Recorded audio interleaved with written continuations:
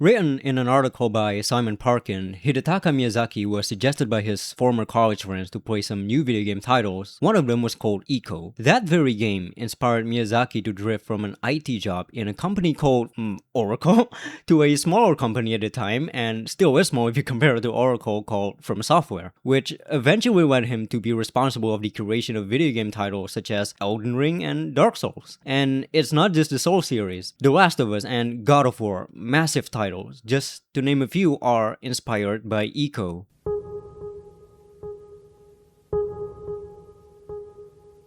ICO is a PlayStation 2 game that you have probably played 2 decades ago because your parents didn't allow you to play GTA 3 or San Andreas. The game uses a fixed camera view that only moves depending on the character's position. ICO, in its core, is literally just a puzzle game where you escort this girl, Yorda, to escape this castle. You can probably beat this game in under 3 hours, but because of the lack of dialogue and hints, most of your gameplay would probably consist of you wandering aimlessly around the castle while holding Yorda's hand so she won't be captured by the monsters. I beat this game in 6 hours, and the reason why it ended up taking that long was partly because of, well, my fault. I'm not smart, but it was also because of the game. It is janky.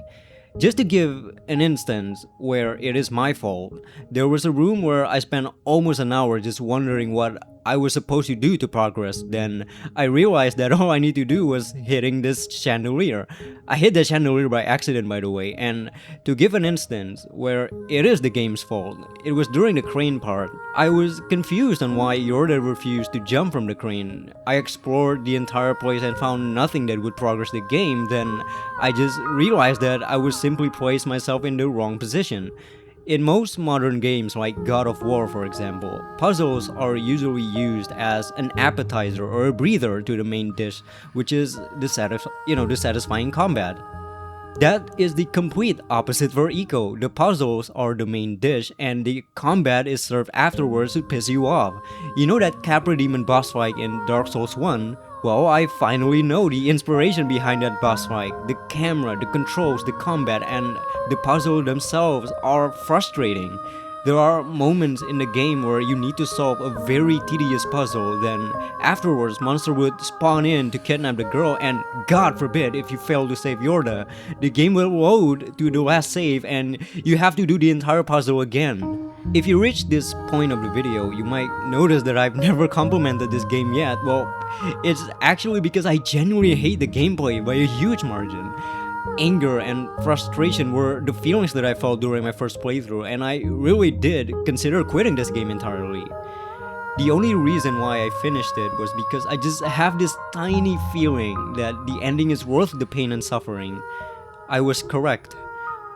One of the biggest anxiety that I've ever felt while playing this game was leaving Yorda behind for a while, and I have never cared for a fictional character in a video game until I've played this game. It's hard to understand Yorda, and she can't move as swiftly as ICO. She is simply an NPC that is equipped with a janky pathfinding algorithm, but you'll slowly tolerate that, and you'll also bond with her throughout your adventure. And it's not just the girl. I love the areas. I love how the areas connect with each other. I love the eeriness and the mysteriousness of this place.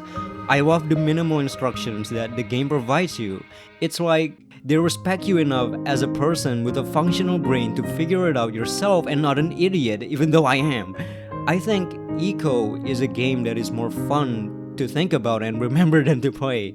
I hate and love this game. I don't think I've ever felt such immense satisfaction in my life as I did after playing through everything and witnessing the ending. Fumito Ueda is the person that is responsible for the creation of this game alongside Shadow of the Colossus, The Last Guardian, and the upcoming Gen Atlas.